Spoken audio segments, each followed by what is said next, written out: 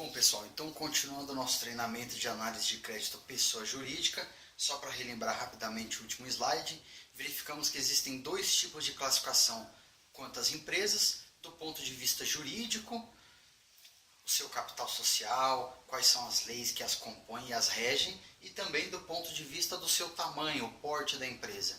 Verificamos também que existe o padrão BNDES para empresas de médio e grande porte, então vamos revisar rapidamente aqui. Microempresas são empresas que atingem um faturamento de até 360 mil por ano. Temos também empresas de pequeno porte. Essas geralmente têm no final da razão social a sigla EPP e são empresas que têm um faturamento compreendido entre 360 mil até 3 milhões e 600 mil reais por ano. Correto? Temos empresa de médio e grande porte, só relembrando, temos o critério aqui desenvolvido pelo BNDES, que é o Banco Nacional de Desenvolvimento Social, tá certo? Então, a empresa que eles consideram como média são empresas que têm faturamentos de 16 milhões de reais por ano até 90 milhões de reais. Empresa média grande são empresas que têm um faturamento compreendido entre 90 milhões até 300 milhões de reais.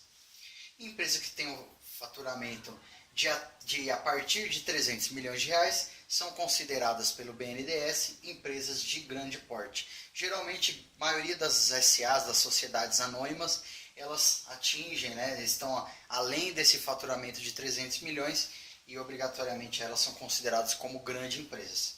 Tá certo? O próximo slide eu dei aqui um exemplo das principais empresas do mundo, as maiores multinacionais do mundo, e elas são classificadas quanto ao seu valor de mercado.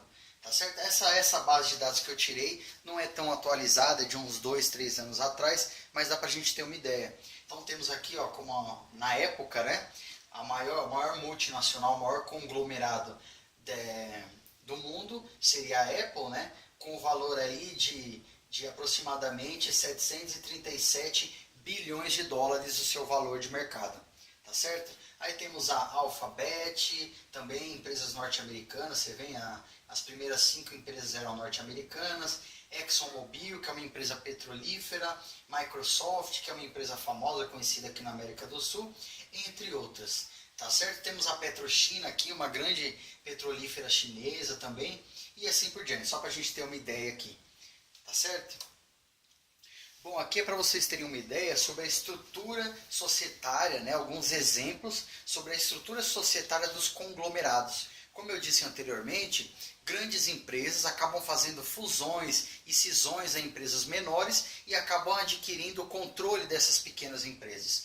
Temos aqui, por exemplo, a PepsiCo, que é aquela empresa que faz salgadinhos, produtos alimentícios, e elas são donas de todas essas marcas que vocês podem ver aqui, tá certo?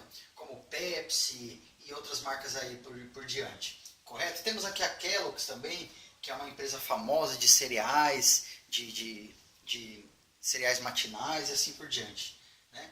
Temos a Unilever, que é uma empresa famosa também, a Danone, a Coca-Cola, a Nestlé. Todas essas empresas são responsáveis juridicamente por todas essas outras marcas aqui, empresas menores, as suas filiais, tá certo? Então, quando você está analisando o crédito de uma empresa pequenininha dessa, por exemplo, aqui a Kibon, que faz parte da Nestlé, a Nestlé responde também pelo crédito que é concedido pela Kibon. Tanto é que os birôs de crédito, geralmente, quando você joga o CNPJ dessa empresa menorzinha aqui, você vai acabar visualizando automaticamente o CNPJ da Nestlé, que é a empresa maior, a sua matriz aqui no Brasil. Tá certo? E é importante vocês saberem isso também, para que vocês não sejam pegos de surpresa aí pelos birôs de crédito. Bom, aí continuando aqui a nossa análise de crédito de pessoa jurídica, uma coisa que é muito importante vocês entenderem é o NAIRE, O NAIRE, na verdade, é uma sigla, significa Número de Inscrição de Registro de Empresas, e esse é um dos primeiros números que são criados na instituição de uma empresa, na criação de uma empresa. Tá certo? E você consegue consultar uma empresa pelo seu NAIRE através desse site aqui, que é a JUSESP Online. Tá certo? A JUSESP, que é o órgão responsável pela criação e fundação de empresas. Correto? Então vamos lá. Temos também aqui, referente às fontes públicas de informação, a Receita Federal. E a Receita Federal ela é responsável por gerir também muitas informações sobre a empresa, quando ela é aberta, né? E algumas informações, por exemplo, aqui na Receita Federal nós conseguimos ver a data de abertura dessa empresa ou a sua fundação, a razão social da empresa, o seu nome fantasia. Nem todas as empresas elas utilizam sua razão social no mundo comercial. Comercialmente elas utilizam outro nome. Eu vou dar um exemplo para vocês. Vocês conhecem a Companhia Brasileira de Distribuição? Pouquíssimas pessoas conhecem essa razão social. E o Pão de Açúcar, vocês conhecem? Exatamente, o Pão de Açúcar é o nome fantasia e Companhia Brasileira de Distribuição é a sua razão social. Temos outras informações aqui também, como o Código e Descrição da Atividade Econômica da Empresa, que também é chamado de CNAE. Na verdade, é a sigla para esse código. E aqui, esse número aqui, ele tem exatamente a identificação da atividade econômica daquela empresa. Então, lá na Receita Federal e nos órgãos públicos, cada código desse representa uma atividade econômica diferente. Nessa empresa fictícia que nós estamos analisando aqui, a descrição econômica, a atividade econômica dessa empresa é fabricação de ferramentas, de máquinas, equipamentos e indústria para plástico. Tá certo? E aqui você também vai conhecendo melhor sobre a empresa que você está analisando. Olha aqui a natureza jurídica dessa empresa. Ela é uma sociedade empresária limitada. Até o próprio nome já está constando aqui, conforme nós vimos anteriormente. Está vendo? A LTDA, essa sigla. Tá certo? Só lembrando então, os sócios aqui não respondem com seus bens sobre as dívidas que essa empresa porventura venha a contrair no mercado. Correto? Aqui temos o logrador, né, ou o endereço ao qual está instituída a empresa, o número ao qual ela está localizada, o bairro e assim por diante. Tá certo? Então aqui a situação cadastral da empresa, ativa, correto? E é muito importante também que quando você analisa um crédito, você só pode aprovar uma empresa que esteja com a situação cadastral junto à Receita Federal ativa.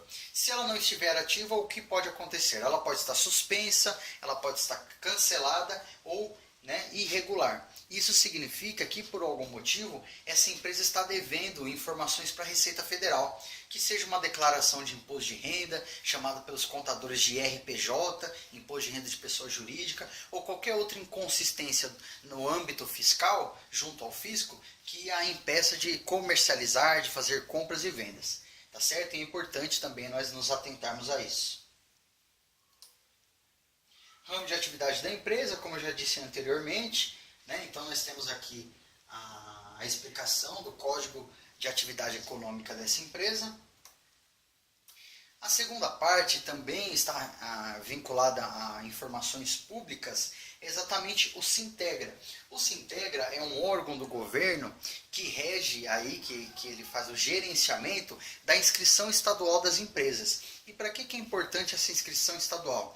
Essa inscrição estadual é importante para que a empresa faça o faturamento de notas fiscais, seja ela de venda, seja ela uma nota de remessa ou uma nota de compra. Tá certo? Isso é importante porque se a empresa estiver com alguma inconsistência quanto ao governo do estado, esse Sintegra aqui ele vai ser responsável por desabilitar essa empresa. Então essa empresa não vai poder faturar notas fiscais eletrônicas. Então a página do Sintegra é mais ou menos assim, que você confere. Aqui você clica de acordo com o estado ao qual a empresa que você está analisando está instituída e vai abrir essa página exatamente. Como eu já disse, essa empresa é fictícia, essa inscrição estadual também é fictício e esse CNPJ também. É só para a gente ter uma ideia aqui de como é a página do Sintegra. E aqui a informação mais importante, essa aqui, habilitado e ativo. Então é de extrema importância que quando você está analisando uma pessoa jurídica, ou seja, uma empresa, ela esteja tanto habilitada quanto ativa junto ao Sintegra. Tá certo? Aqui também consta a atividade econômica dela, que em sua maioria das vezes bate com a informação da Receita Federal. Aqui a data do credenciamento como emissor de nota fiscal eletrônica. E aqui ele tem uma obrigatoriedade total. Tá certo? Mais adiante, as possíveis situações, habilitado e ativo, significa que a empresa está apta apta a emitir nota fiscal eletrônica, desabilitado, inativo e desativado, significa que a empresa não está apta à emissão de nota fiscal eletrônica. E um analista de crédito, para análise de crédito aqui mesmo, devolve para a área comercial, para a área de auditoria, seja qual área que tenha te dado esse cadastro, e você informa que existem inconsistências junto ao governo do estado daquela empresa, onde aquela empresa se localiza. Tá certo? Só lembrando aqui também que nós não podemos emitir notas fiscais para empresas que não estejam habilitadas no Sintegra, porque a empresa a qual você trabalha pode sofrer sanções fiscais, multas relacionadas ao fisco, conforme a legislação vigente daquele estado. Correto? Terceiro passo é exatamente o birô de crédito, como nós também vimos em pessoa física. Correto? E existem vários produtos dentro do Serasa, né, no portfólio de produtos e serviços do Serasa, que você pode analisar uma empresa, correto? O que eu utilizei aqui seria o relato, tá? Então tem vários serviços que o Serasa oferece e nós estamos utilizando o relato. Por que eu utilizei o relato? O relato é um serviço para análise de crédito pessoa jurídica mais completo, qual tem várias informações tanto objetivas e também referentes ao comportamento dessa empresa no mercado brasileiro. Correto, gente? Então aqui, ó, é mais ou menos o layout, aqui consta o nome da empresa, a pontuação, lembra que eu falei para vocês de score? Então, essa aqui é a pontuação da empresa, quanto à sua pontualidade de pagamentos. Aqui uma sugestão de limite de crédito, o Serasa geralmente traz essa informação. E aqui o faturamento presumido anual. Por que tem essa palavra presumido? Na verdade, o Serasa recebe essas informações de órgãos públicos. Então, a Receita Federal, o Sintegra, eles enviam para o Serasa o volume de pagamento sobre as DARFs dessa empresa, ou seja, os boletos de impostos que essa empresa pagou ao longo do ano. Eles fazem uma equação inversa através de uma regra de 3 e conseguem descobrir aproximadamente quanto essa empresa está faturando. Por isso que chama-se presumido. Por exemplo, vamos supor que o ICMS inserido sobre uma venda de uma empresa, sobre o seu faturamento, seja de 15%. Correto? Então eles recebem essa informação e verificam se R$1 milhão pagos em ICMS é de 15%, quanto corresponde 100%. E aí eles vão saber exatamente qual é o faturamento dessa empresa. Por isso que chama presumido, correto? É legal vocês saberem essa informação. Então aqui eu falando sobre a pontuação, né? Então, por exemplo, essa pontuação dessa empresa é de 225. O Serasa ele utiliza uma pontuação de 1 a 1000, sendo que 1 é uma pontuação muito ruim, ou seja, essa empresa é muito propícia a não pagar uma obrigação, e 1000 é uma pontuação excelente, ou seja, a empresa, existe uma grande probabilidade que essa empresa arque com suas obrigações, correto? E existe aqui também o PRINAD. Esse PRINAD, ele mostra qual que é a probabilidade de que essa empresa pague, considerando a sua atividade econômica, o estado que ela está e o seu porte, correto? Sugestão de limite de crédito, já tinha falado anteriormente aqui, e faturamento presumido anual também. Informações cadastrais da empresa, e essas informações são importantes porque o analista de crédito ele tem que confrontar essas informações que o Serasa recebe, tanto de órgãos públicos e privados, confrontar com o cadastro que ele recebeu daquele cliente querendo fazer aquela compra ou pedindo aquela linha de crédito. Se houver inconsistência, eu digo para vocês que seria um ponto de atenção, tá certo? Aqui temos, por exemplo, a quantidade de filiais que essa empresa tem, telefone fixo, né? O seu NAIRE, lembra que a gente falou de NAIRE aqui, ó? Aqui consta o NAIRE da empresa, o endereço, a data de fundação e as filiais que ela possui já. E aqui também ó, o seu regime de tributação. Por exemplo, essa empresa é optante pelo lucro real.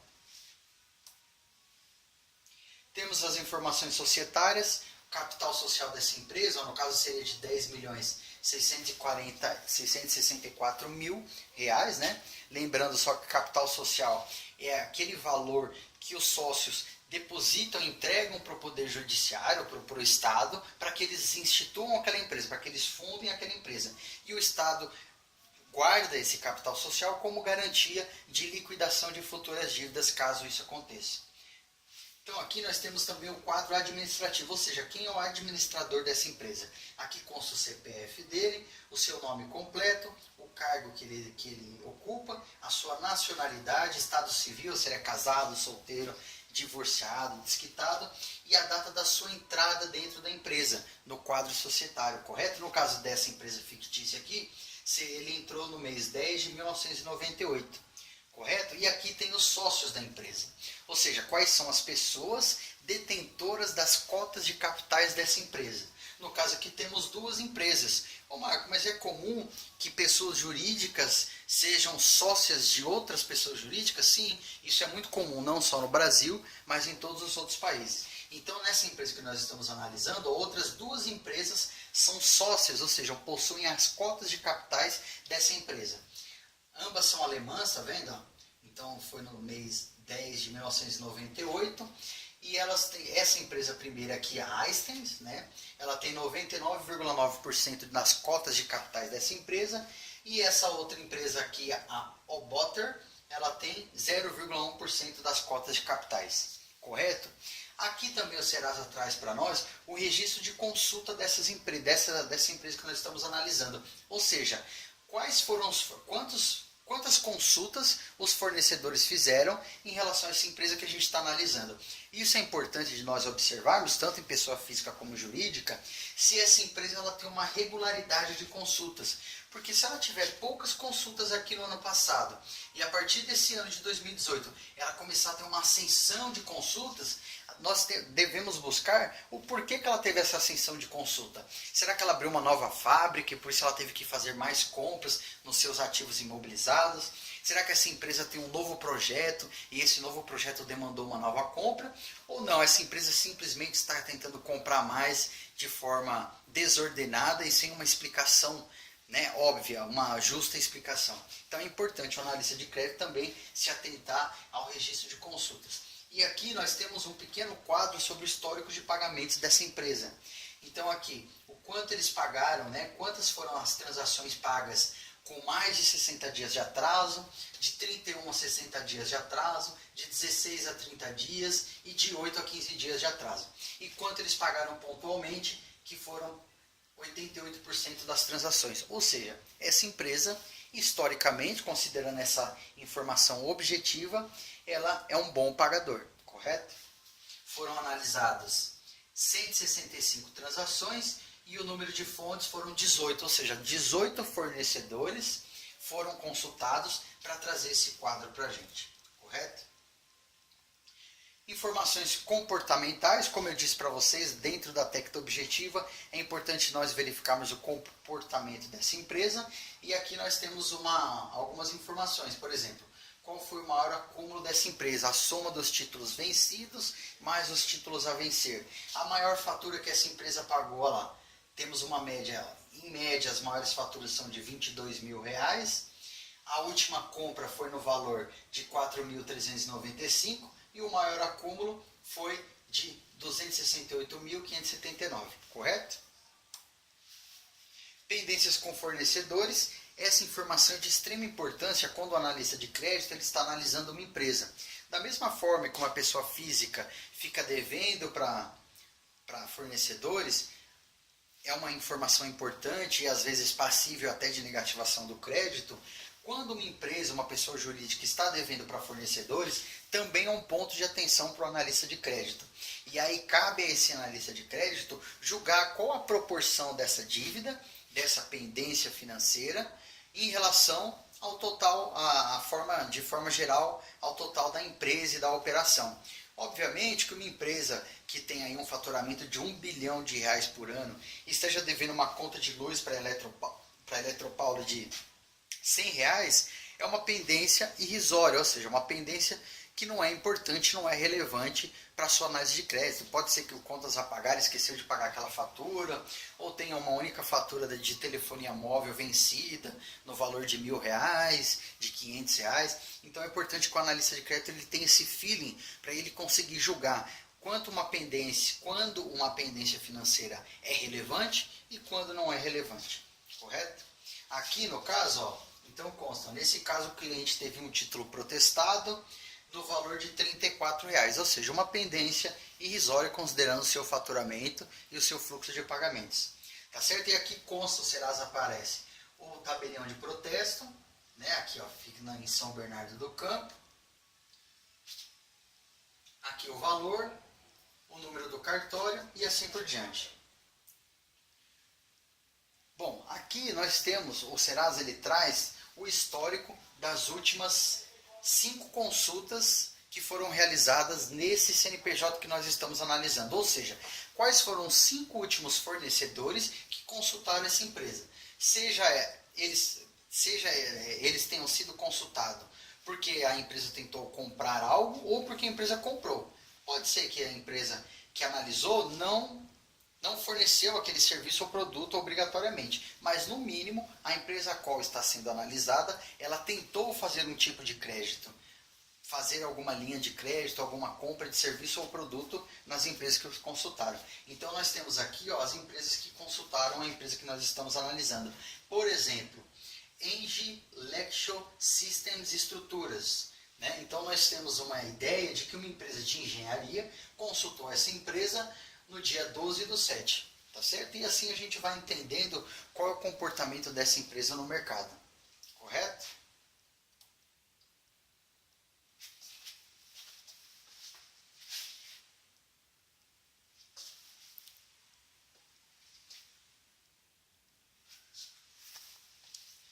Bom, dentro da técnica objetiva que eu havia comentado e que nós verificamos anteriormente, para a pessoa jurídica, a técnica de análise de crédito objetiva, ela é muito mais complexa que uma análise de crédito para a pessoa física. Por quê? Porque uma empresa ela tem uma série de coisas, de bens e de obrigações que uma pessoa física simplesmente não tem. Uma pessoa física geralmente paga as suas despesas fixas, conta de luz, de água, telefone, refeição, alimentação, e simplesmente isso, algum financiamento que ela tenha feito em algum fornecedor, e não passa disso. Agora, uma empresa, como vocês mesmos viram, a legislação ela é muito mais exigente quanto à elaboração dos bens e obrigações e as suas demonstrações perante ao poder, né, legislativo, executivo e judiciário. Então é importante nós entendermos aqui, e uma das coisas que nós fazemos é exatamente uma análise econômica financeira de uma empresa. E o que consiste exatamente uma análise econômica financeira? É você saber exatamente fazer comparações entre os bens que aquela empresa tem e as suas obrigações, para ver se esse primeiro são maiores do que os segundos, ou ainda você comparar o lucro que essa empresa tem em relação a outras grandezas pertencentes a essa empresa. Tá certo? Então, só para vocês terem uma ideia, agora eu vou aprofundar um pouco mais sobre as demonstrações contábeis e financeiras de uma empresa. Nós temos aqui desse lado o balanço patrimonial de uma empresa e do outro lado as demonstrações de resultados. Começando aqui pelo lado esquerdo, o balanço patrimonial, ele mostra exatamente quais são os bens que uma empresa possui, e aqui embaixo nós temos quais são as obrigações de uma empresa. Então, uma outra divisão que é feita dentro da contabilidade é todos os bens que eles puderem serem realizados em curto prazo, ou seja, num período de 12 meses, os contadores chamam isso de bens circulantes ou ativos circulantes. Se esse bem ele pudesse ser transformado em dinheiro num período maior do que 12 meses, os contadores chamam de longo prazo ou não circulante. Então temos ativos circulantes, ativos não circulantes, e aqui no final nós temos a soma do total de ativos, ou seja, os bens realizáveis, como chamam os contadores, realizáveis é tudo que pode ser transformado em dinheiro. Realizáveis de curto prazo, realizáveis de longo prazo. Mas aqui embaixo nós temos as obrigações da empresa, e o conceito para a sua divisão segue a mesma orientação dos bens. Então, obrigações que são exigíveis, ou seja, que têm que serem pagas num período de até 12 meses, os contadores chamam de curto prazo, e as obrigações que têm que serem pagas num período maior de 12 meses, os contadores chamam de exigível de longo prazo. Vou dar um exemplo para vocês. Um financiamento do BNDES que uma empresa, porventura, vem adquirir e ela vai pagar em 18 meses, ele é classificado aqui, ó, empréstimos de longo prazo. e fica aqui demonstrado no balanço patrimonial da empresa. Correto? Só informações básicas, né, sobre o balanço patrimonial. Desse outro lado direito, nós temos a demonstração de resultados das empresas. E o que é exatamente a demonstração de resultados? A demonstração de resultados, de uma forma geral, é tudo que a empresa faturou ao longo de um ano, tudo que ela pagou de impostos sobre vendas, sejam eles PIS, ICMS, COFINS e ISS, o que sobrou, e o que sobrou dessa soma, eles chamam de receita operacional líquida. Logo em seguida, nós temos o custo de mercadoria vendida. Dependendo da natureza da empresa, existem algumas empresas que revendem produtos, e aí nós chamamos de mercadoria, ou seja, ela compra um produto já industrializado e revende. Temos também custo do produto vendido, ou seja, são empresas que são fabricantes daquele próprio produto, ela mesma industrializa e ela revende, e também os custos do serviço prestado, que são empresas prestadoras de serviço, correto? Todas essas informações, elas entram aqui. Então, ou seja, tudo que a empresa gastou para revender aquela determinada mercadoria, ou aquele determinado produto, ou aquele determinado serviço, correto? Mas assim, mais adiante aqui, nós temos o que eles chamam de lucro bruto, ou seja, você pega a receita total, ou seja, o faturamento total da empresa, tira o que ela pagou de impostos sobre vendas, sobra a receita operacional líquida. Depois você tira tudo que foi gasto para que esse produto seja vendido e sobra o lucro bruto. Só que o que acontece? Dentro de uma empresa não existem só gastos, dispêndios, né, de retiradas de caixa relacionadas à venda da empresa. Existem uma série de outras despesas, por exemplo, despesas administrativas, compras de papel, cópias, né, retirada de cópias de documentos e qualquer outra forma de despesa que não entre, né, nesse custo que nós temos da mercadoria. Tá certo? Temos despesas administrativas, receitas administrativas, despesas operacionais, receitas operacionais, resultados de equivalência patrimonial. Esse resultado de equivalência patrimonial é o valor que a empresa filhinha proporcionou de lucro para o seu dono, para a sua matriz, para o seu controlador. A legislação brasileira, ela obriga que as empresas filiais, elas reservem uma parte do seu lucro líquido para a empresa matriz. Não vou aprofundar sobre a legislação sobre isso, mas é só para a gente entender mais ou menos por que às vezes vocês podem encontrar na demonstração de resultado essa conta aqui que é resultado de equivalência patrimonial. E temos também outras receitas de despesas operacionais. Quando você pega essa conta, tira tudo que você, depois do lucro bruto, você tira todas essas despesas, nós temos o que os contadores chamam de lucro antes dos juros, depreciação e amortização. Eles gostam de colocar siglas nos nomes. Então eles chamam esse valor aqui que nós temos de 5.657 de LAGIDA. Nada mais é que a sigla de lucro antes dos juros, depreciação e amortização. Em inglês, isso ficaria EBITDA, Earnings Before Interest, Taxes, Depreciation and Amortization. É a mesma coisa, não se assustem com as siglas, tá certo? Logo depois, em seguida, nessa conta, nós temos as despesas com depreciação e amortização. Uma coisa importante vocês entenderem é que todo bem que uma empresa possui, ele deprecia, ou seja, ele desvaloriza ao longo do tempo. Vou dar um exemplo simples. Você tem um carro que você pagou 15 mil reais esse ano. O ano que vem, quando você for revender esse carro, você não vai mais conseguir vender ele por 15 mil reais. Você vai vender ele por 14, por 13. Em contabilidade, essa desvalorização eles chamam de depreciação. Existem regras específicas para que um bem dentro de uma empresa seja depreciado. E aqui esse valor dessa desvalorização, ele fica constando aqui, tá certo? Então depois de tudo o lucro bruto, de todas as despesas, do lucro antes dos juros e da depreciação, nós temos o lucro operacional, que os contadores chamam de LAGIR e os norte-americanos chamam de EBIT, que é nada mais que esse tirando depreciação e amortização, correto? Logo em seguida, no resultado de uma empresa, nós temos despesas e receitas não operacionais e pode ser uma série de coisas, como venda de bens que não estão relacionados à operação e assim por diante. Temos receitas financeiras. O que é exatamente receitas financeiras? Uma empresa, ela não tem só a sua atividade principal, por exemplo, a venda de autopeças. Às vezes essa empresa tem um valor sobrando no caixa e eles emprestam para o banco e o banco vai pagar uns juros por esse dinheiro que eles estão retendo. Então, receitas financeiras é exatamente o dinheiro que a empresa ganhou ao emprestar para o banco, tá certo? Despesas financeiras, em contrapartida, é exatamente os juros que essa empresa pagou para o banco ou para instituições financeiras referente a empréstimos ou qualquer linha de crédito que eles porventura tenham adquiridos ao longo de sua operação. Variações cambiais, não vou me aprofundar muito em variações cambiais, mas é exatamente o quanto uma moeda desvaloriza ou valoriza em relação à moeda que se tem como base. Geralmente, as empresas, principalmente as multinacionais, elas levam como base o dólar.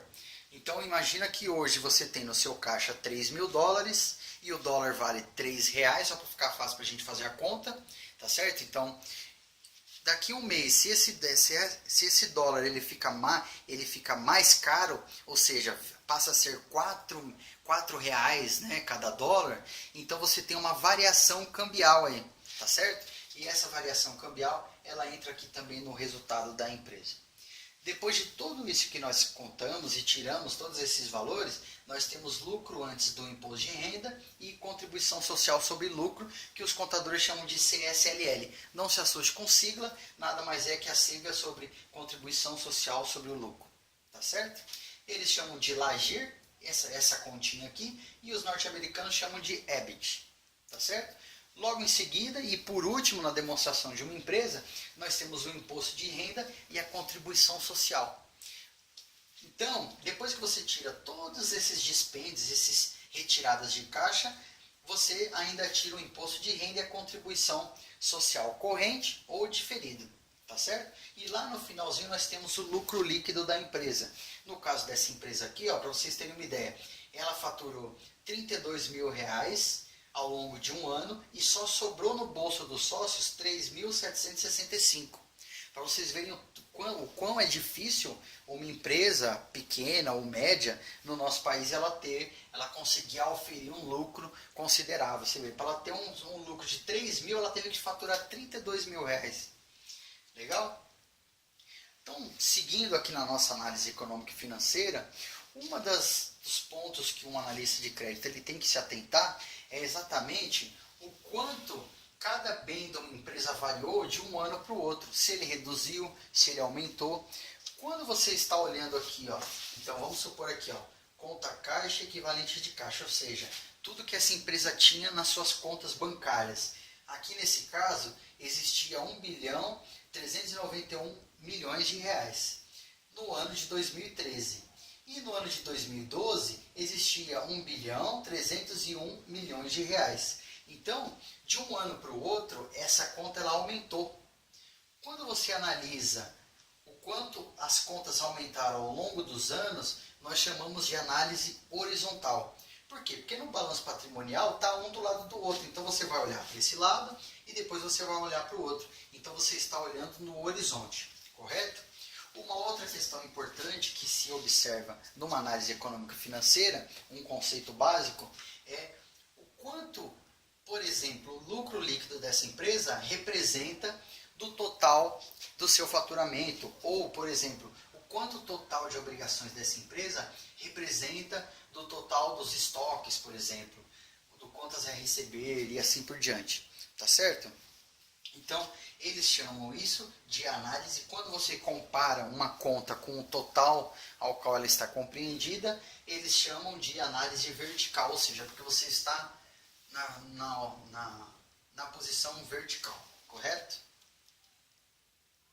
Bom, e agora nós entramos exatamente nos índices.